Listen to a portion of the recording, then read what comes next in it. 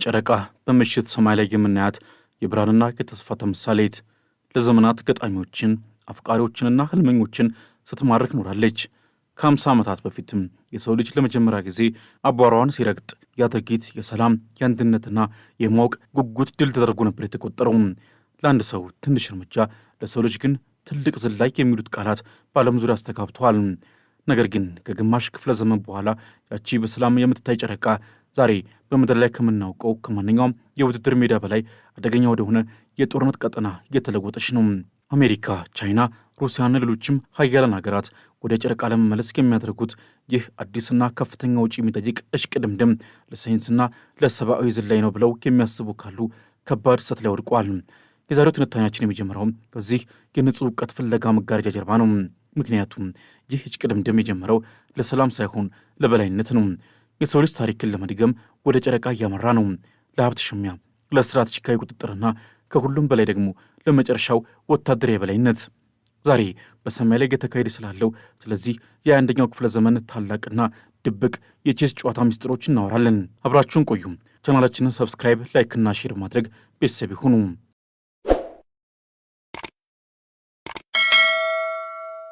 የድሮ የጠፈር ውድድር የርዕዮተ ዓለም ፍልሚያ ነበር። አሜሪካ ከሶቪየት ኅብረት ጋር የነበራት የቀዝቃዛ ጦርነት ፉክክር ማሳያ።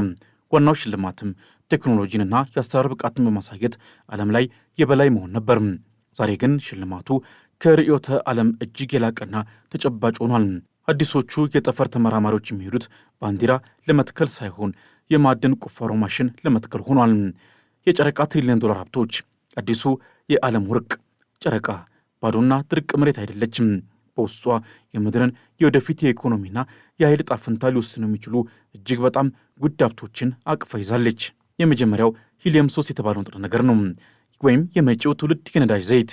ይህ በምድር ላይ እጅግ በጣም ብርቅ የሆነ ንጥረ ነገር በጨረቃ ላይ ግን በከፍተኛ መጠን ይገኛል።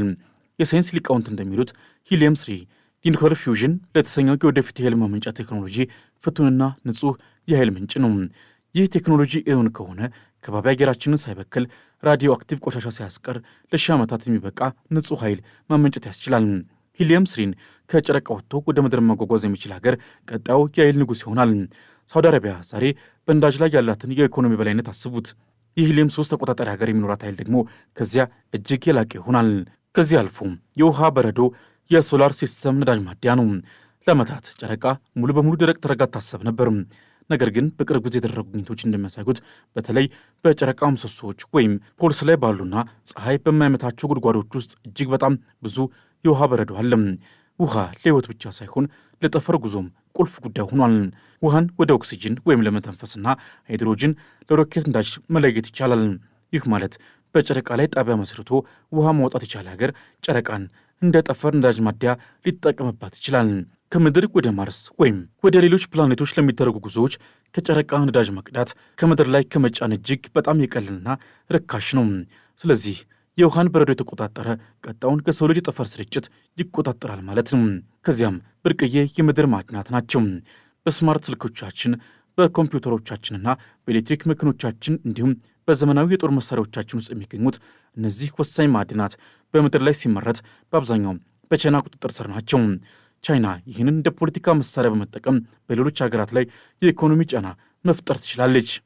ጨረቃ በእነዚህ ብርቅዬ ማዕድናት የበለጸገች መሆኗ ሲታወቅም አሜሪካና ሌሎች ሀገራት ከቻይና የኢኮኖሚ ሰንሰለት ለመላቀቅ እንዲሁም የራሳቸውን አስተማማኝ የማዕድን ምንጭ ለማግኘት ወደ ጨረቃ አይናቸውን ጥለዋል። ይህ የሀብት ፉክክር የቴክኖሎጂ የበላይነትንና የኢኮኖሚ ነጻነትን ለማስጠበቅ የሚደረግ እጅግ ወሳኝ ፍልሚያ ነው። ከዚህ ባለፈ በጦርነት ታሪክ ውስጥ ከፍታን የተቆጣጠረ ሁልጊዜም የበላይ ነው። ከኮረብታ ጀምሮ እስከ አየር ድረስ ጨረቃ ደግሞ የአጽናፈ ዓለሙ የመጨረሻውና ትልቁ ከፍታ ናት። በጨረቃ ላይ የሚገጠም አንድ የስለላ ቴሌስኮፕ ወይም የሲግናል ጣቢያ በመላው ምድር ላይ የሚደረግ እንቅስቃሴ ያለምንም ገደብ መከታተል ይችላል። ዛሬ የምንጠቀምባቸው ሳተላይቶች በዝቅተኛ ምህዋር ስለሚሽከረከሩ በቀላሉ በጥይት ተመተው ሊወድቁ ይችላሉ። ጨረቃ ግን ከምድር 250,000 ማይል ርቀት ላይ ስለምትገኝ እዚያ ላይ ያለን ወታደራዊ ተቋም ማጥቃት ፈጽሞ የማይቻል ነው። ይህም ማለት ጨረቃ ላይ ወታደራዊ መሠረት የገነባ ሀገር የምድርን የኮሙኒኬሽንና የስለላ መረብ በሙሉ ሊቆጣጠር ወይም ሊያዛባ ይችላል። የአምላክ አይን ሆነ ማለት ነው። በተጨማሪም የጦር መሳሪያ ማስቀመጫና የጥይት ማዕከል ልትሆን ትችላለች። ይህ የሴራው በጣም አስፈሪው ክፍል ነው። ምንም እንኳን ዓለም አቀፍ የህዋ ህጎች የጦር መሳሪያ በጠፈር ላይ ማስቀመጥን ቢከለክሉም የህጉ አፈጻጸም ግን ደካማ ነው። ከጨረቃ ላይ ወደ ምድር የሚወረወር አንድ የጦር መሳሪያ ፍጥነቱ እንደ ኃይል የሚጠቀም ማለት ነው። ዛሬ ባለን ቴክኖሎጂ ልንከላከለው የማንችለው የጥፋት ኃይል ይኖረዋል። ልክ እንደ ኒውክሌር ጦር መሳሪያ ራዲዮ አክቲቭ ብክለት ሳይፈጥር ከተሞችን ሊያወድም ይችላል። ይህ ስጋት ብቻውን አንድ ሀገር ሌላኛው ሀገር በጨረቃ ላይ እንዳይሰፍር ለማድረግ በቂ ምክንያት ነው። ሌላው አዲሶቹ ተዋናዮችና የተቀረው የቼስ ሰሌዳ ነው። የድሮ የጠፈር ውድድር የሁለት ፈረሶች ቅድምድም ነበር። አሁን ግን ሜዳው በብዙ ተጫዋቾች ተሞልቷል። እያንዳንዳቸው የራሳቸው አጀንዳ አላቸው። ቻይና ዝምተኛውና ቁርጠኛው ተፎካካሪ። ቻይና የጠፈር ፕሮግራሟን የምታካሂደው እንደ አሜሪካ በይፋና በታላቅ የሚዲያ ሽፋን አይደለም። ዝምታ መርጣ በጽናትና በረጅም ጊዜ እቅድ ነው የምትጓዘው። ከጨረቃ ማዶ ላይ መንኮራኩር ያሳረፈች ብቸኛው ሀገር ናት። የራሷን የጠፈር ጣቢያም ገንብታለች። ከሩሲያ ጋር በመተባበርም ዓለም አቀፍ የጨረቃ ምርምር ጣቢያ ለመገንባት አቅዳለች። ዓላማዋ ግልጽ ነው። አሜሪካን በአንደኛው ክፍለ ዘመን የጠፈረ በላይነት ተክቶ ቀጣዩን የሀብትና የቴክኖሎጂ አብዮት መምራት።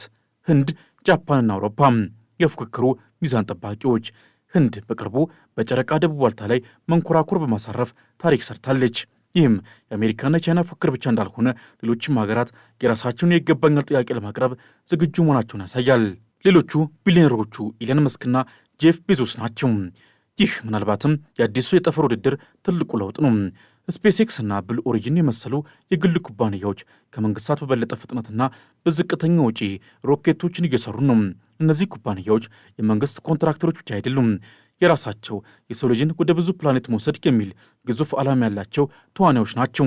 ወደፊት በጨረቃ ላይ ግጭት ሲነሳ በሀገራት መካከል ብቻ ሳይሆን በመንግስትና በአንድ ግዙፍ ኮርፖሬሽን መካከል ሊሆን ይችላል የሚለውን ጥያቄ ያስነሳል። ስለዚህ ወደ ጨረቃ የሚደረገው ጉዞ ስለ ሰው ልጅ ድንቅ ችሎታ ብቻ ሳይሆን ስለ ሰው ልጅ ያልተገራ የስልጣንና የሀብት ጥማትም ጭምር ነው። የ19ኛው ክፍለ ዘመን የአፍሪካ ሽሚያ በ21ኛው ክፍለ ዘመን ቴክኖሎጂ የሰማይ ላይ ድግግሞች ነው። ያን የአውሮፓ ያለ ሀገራት አፍሪካን ለሀብቷና ለስትራቴጂካዊ ጠቀሜታዋ እንደተቀራመቷት ሁሉ ዛሬ የዓለማችን ሀያላን ሀገራትም ጨረቃን ለመቀራመት እየተሽቀዳደሙ ነው። ያኔ ስልጣኔን እናመጣለን በሚል ሽፋን ነበር። ዛሬ ግን ሳይንስን እናሰፋለን በሚል ሽፋን ነው። በቀጣይስ ምን ይጠበቃል? የሰማይ ላይ ሽሚያ የጨዋታ ምዕራፎች፣ ይህ አዲሱ የጠፈረች ቅድምድም በፊታችን ባሉት ዓመታት ውስጥ የሚከናወንበትን መንገድ ስንመለከት በቀላሉ ሮኬት ተልኮ ጣቢያ ተገንብቶ የሚያልቅ አይሆንም። ይልቁንስ እንደ ማንኛውም ታላቅ የጂኦፖለቲካዊ ፍልሚያ በደረጃና በምዕራፍ የሚካሄድ ስውርና አንዳንዴም ግልጽ ጦርነት ይሆናል። የሚከተሉት 4 ምዕራፎች በቀጣይ የምንጠብቃቸው ክስተቶች ናቸው። የመጀመሪያው የሕግ ጦርነትና የግራጫ ቀዳዳዎች ፍለጋ። የመጀመሪያው የጦር ሜዳ ጠፈር ላይ ሳይሆን በጄኔቫና በኒውዮርክ በሚገኙት የተባበሩት መንግስታት የስብሰባ አዳራሾች ውስጥ ይሆናል። ምን ይሆናል? አሁን በስራ ላይ ያለው የ1967ቱ የውጭ ህዋ ስምምነት የሰማይ አካላት የማንኛውም ሀገር ንብረት ሊሆኑ እንደማይችሉ ይደነግጋል። ነገር ግን ህጉ ሆን ተብሎ የተወለት አንድ ግዙፍ ክፍተት አለው። ንብረትነቱን መያዝ አይቻልም ይላል እንጂ ሀብቱን ማውጣትና መጠቀምን በተመለከተ ግልጽ ነገር አይልም። በቀጣይ የሚጠበቀውም አሜሪካና አጋሮቿ ማንም ያልያዘው ሀብት መጀመሪያ የደረሰበት ያወጣዋል በሚል መርህ የራሳቸውን የህግ ማዕቀፍ እንደ አርጤሚስ ስምምነት ለማጽደቅ ይሞክራሉ። ቻይናና ሩሲያ ደግሞ ይህንን የውሃ ቅኝ ግዛት ወይም ስፔስ ኮሎኒያሊዝም ብለው ይቃወማሉ። ውጤቱስ ምንም አይነት ዓለም አቀፍ ስምምነት ላይ ሳይደረስ እያንዳንዱ ኃይል የራሱን ህግ ይዞ ወደ ጨረቃ ይጓዛል። ይህም ለወደፊቱ ግጭት መሰረት ይጥላል። ከዚያም በጥላ ውስጥ የሚደረግ ጦርነት ይከተላል። ወታደራዊ ፊልማ የሚጀምረው በቀጥታ ጥቃት ሳይሆን በማይታይ የስለላና የማበላሸት ዘመቻ ነው። ማንም ሀገር በግልጽ የጠፈር ጦርነት ጀምሬያለሁ አይልም። ነገር ግን የሚከተሉት ድርጊቶች እየተለመዱ ይመጣሉ። የሳይበር ጥቃት፣ የአንዱ ሀገር የጠፈር መንኮራኩር ላይ ያልታወቀ የኮምፒውተር ችግር ይፈጠራል። ኮሚኒኬሽን ይቋረጣል። መሳሪያዎቹም አይሰሩም። ወደ ጨረቃ የሚሄዱ መንኮራኩሮችን የሚመሩ ሳተላይቶችም ሲግናላቸው ይታወቃል። የአንዱ ሀገር መንኮራኩር ወደ ጨረቃ ሲጓዝ የሌላኛው ሀገር ሳተላይት ከጥቂት 100 ኪሎ ሜትሮች ርቀት ላይ ሆኖ ይከታተሏል። ከዚያም የይገባኛል ሽሚያ ይከተላል። ይህ ጦርነቱ ወደ ተጨባጭ እርምጃ የሚሸጋገርበት ምዕራፍ ነው። የጨረቃ ደቡብ ዋልታ ከፍተኛ የውሃ በረዶና ለፀሐይ ብርሃን አመቺ በመሆኑ የጨረቃው ሪል ስቴት ወርቅ ተደርጎ ይታሰባል። ቻይና፣ አሜሪካና ሌሎች ሀገራትም በደቡብ ዋልታ ላይ ነገር ግን እርስ በርስ በአደገኛ ሁኔታ ተቀራርበው የምርምር ጣቢያዎቻቸውን ለመገንባት ይጣደፋሉ። ባንዲራ ብቻ ሳይሆን ይህ ቦታ የኔ የምርምር ክልል ነው የሚል ምልክቶችን የሚተክሉ ይሆናል። ቻይና የመጀመሪያውን የማዕድን ቁፋሮ ሙከራ ስታደርግ አሜሪካ በሳይንሳዊ ጣልቃ ገብነት ስም ሮቨሮችን ወይም ተንቀሳቃሽ መንኮራኩር ልካ አካባቢውን ልትቃኝ ትሞክራለች። ይህ የድመትና የአይጥ ጨዋታ ይሆናል። ሌላው አንድ ትንሽ በአጋጣሚ የተፈጠረ የሚመስል ክስተት ሁሉም ነገር ሊቀይር ይችላል። የአሜሪካ የግል ኩባንያ ማለትም እንደ ስፔስ ኤክስ ያሉ የጨረቃ ማዕድን ማውጫ ሮቨር በድንገት ከቻይና የምርምር ሮቨር ጋር ይጋጫል። በአንዱ የምርምር ጣቢያ ላይ የኦክሲጅን ማምረቻ መሳሪያ ባልታወቀ ምክንያት ይበላሽና ሕይወት አደጋ ላይ ይወድቃል። ሌላኛው ወገን በማበላሸትም ይከተላል። ከምድር የተላከ የጸረ ሳተላይት ሚሳኤል ሙከራ በስህተት በጨረቃ ምግቧር ላይ ያለን የሌላ ሀገር ሳተላይት ያወድማል። እነዚህ ክስተቶች የጠፈርን ቀዝቃዛ ጦርነት ወደ ትኩስ ጦርነት የመቀየር አቅም አላቸው። ከዚያም በጨረቃ ላይ ሳይሆን በምድር ላይ የሚጀመር ከባድ ወታደራዊና ኢኮኖሚያዊ ግጭት ይከተላል። ዓለም አቀፍ ፖለቲካ የሚመራው በሞራልና በበጎ ፈቃድ ሳይሆን በጥሬ የኃይልና የጥቅም ስሌት መሆኑን በግልጽ ያሳያል። ይህንን መረዳት በአፍሪካ ቀንድ የሚካሄደውን የውጭ ጣልቃ ገብነት በእውነተኛ መነጽር እንድንመለከትም ይረዳናል። ከዚያም ቴክኖሎጂ በራሱ ገለልተኛ አይደለም፣ በበጎም ለመጥፎም ሊሆን ይችላል። ይህ የጠፈር ውድድር የሰው ልጅን ወደ አዲስ ሰላምና የተባበረ ምዕራፍ ሊወስደው ሲችል፣ በምትኩ የምድርን ግጭቶችና ፉክክሮች ወደ ሰማይ ይዞ በመውጣት የወደፊት ትውልድን ለአዲስና ከባድ አደጋ እያጋለጠው ይቀጥላል። ለዛሬ በዚሁ አበቃን። ቻናላችንን ሰብስክራይብ በማድረግ ቤተሰብ ሁኑ። በሚቀጥለው ጊዜ እስክንገናኝ ድረስ ሰናይ ጊዜ ይሁንላችሁ።